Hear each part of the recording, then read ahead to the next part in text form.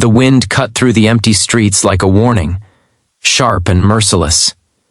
Snowflakes drifted downward in slow, icy spirals, settling on the shoulders of a woman who had already stopped feeling the cold. She sat trembling at a bus stop bench in a thin, cream-colored dress, barefoot, exhausted, and moments away from collapsing. Her name was Marissa Clark, and on that bleak December afternoon in Pennsylvania, she wasn't sure if she wanted the bus to come, or for everything simply to end. If you believe kindness and second chances can change someone's life, please remember to like, comment, share, and subscribe. Your support helps us bring more powerful stories like this to the world. Marissa had once lived a normal life, steady job, a modest apartment, hopes that felt reachable.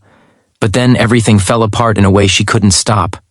First her mother's sudden passing, then the panic attacks that began creeping into her workdays. When her employer said they needed someone more reliable, she felt something collapse inside her. The rent warnings piled up, the fridge emptied, and the few friends she had drifted away when the depression became too heavy for them to understand. And so, on that frozen afternoon, Marissa sat alone at the bus stop, clutching the front of her dress as though that fragile fabric could hold her world together. Cars passed without slowing. People walked by with eyes that slid away quickly, guilt flickering too briefly to matter. Marissa wasn't angry. She had learned long ago that people rarely see the drowning unless the water touches them too. A cluster of footsteps crunched nearby, soft but steady. Marissa looked up through her blurred vision and saw a little girl in a thick burgundy coat, holding a small lunchbox decorated with colorful stickers. The child stared at her with a seriousness much older than her years. Beside her stood a man, her father maybe, with a face shaped by equal parts weariness and kindness. Snowflakes speckled his dark coat, and he seemed to hesitate, uncertain whether to step closer. But the little girl, Hannah, didn't hesitate at all. Children don't know the rules adults make about staying in their safe lanes, looking away, or pretending not to notice. They only know when something feels wrong. Marissa tried to turn her face away, ashamed of the tears that had frozen on her skin, but Hannah simply looked at her like she saw a person, not a problem. It had been a long, long time since anyone had looked at Marissa that way. Hannah tugged her father's sleeve. Marissa could hear the faint whisper of their conversation, Hannah asking if the lady was cold, and the father murmuring that he wasn't sure what to do. But the girl didn't wait for permission. She stepped forward, boots crunching through the snow, and stopped right in front of Marissa. For a moment, Marissa thought Hannah might ask if she was okay, but instead, the girl simply reached out her mittened hand and lightly touched Marissa's shoulder, her eyes full of something painfully pure, compassion. That touch broke something open. Marissa hunched forward and sobbed, quietly at first, then uncontrollably, each breath ripping out of her like she had been holding grief inside for years.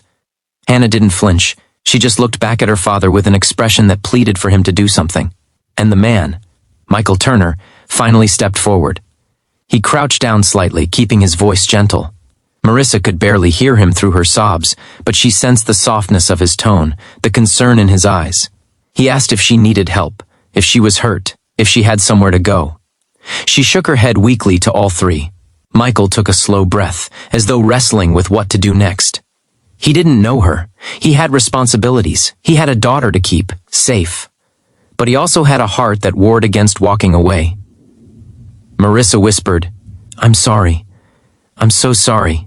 I didn't mean to scare your little girl," before Michael could respond. Hannah's small voice broke through the icy air, steady and clear. "Don't cry," she said softly. "You can live with us." Marissa froze, stunned silent. Michael's breath caught in his throat. He reached for Hannah's hand gently, but his daughter only stepped closer to Marissa, lifting her tiny chin as if offering the most obvious solution in the world. "You look lonely," she continued, "and Mommy says God wants us to help people." Marissa swallowed hard. The word mommy wound through the air like a ghost, because the tenderness in Hannah's tone made it clear her mother was no longer in this world. Michael's expression shifted into one of quiet ache. Michael knelt beside Hannah, placing a steady hand on her shoulder. He didn't scold her. He didn't correct her. Instead, he looked at Marissa with a depth in his eyes that told her he understood desperation too well. Losing his wife had carved a hollow space in him that he was still trying to fill. Maybe that was why, after a long moment, he spoke softly and decisively. Let us take you somewhere warm." With that, everything began to change. Michael helped Marissa stand. Her legs trembled. Her bare feet stung from the cold, but Hannah took her hand, guiding her like she had guided lost pets or younger classmates before, confident, gentle, determined. They walked slowly through the snow toward Michael's car. Marissa didn't ask where they were going. She didn't feel like she had the right to question kindness. Michael drove them back to his small home, a modest single-story house on the outskirts of town. The Christmas lights along the roof glowed faintly in the falling snow, giving the place a warm, hopeful glow despite the pain it held within. Inside, the heat wrapped around Marissa like an embrace she'd forgotten she needed. Hannah hurried away and returned with a pair of fuzzy socks and a blanket, insisting Marissa take them. Michael brewed hot tea, the kind that smelled like cinnamon in calm winter evenings. Marissa sat on the couch, wrapped in the blanket tightly, trying not to cry again. She felt fragile, like if she inhaled too deeply she might shatter. Michael eventually sat across from her, not asking too many questions, just letting the silence settle softly. When Marissa finally gathered the courage to explain how she'd ended up there, she expected judgment. But what she saw in Michael's eyes was understanding, perhaps because he had known loss too. He told her, carefully, that she didn't need to decide anything that night. She could rest in the guest room, get warm, get her strength back. Tomorrow could be figured out tomorrow. And so, she stayed. One night became 3. 3 became a week. The week stretched into a month. Marissa helped around the house, cooked meals with Hannah, read bedtime stories, and started to feel something she hadn't felt in years: purpose.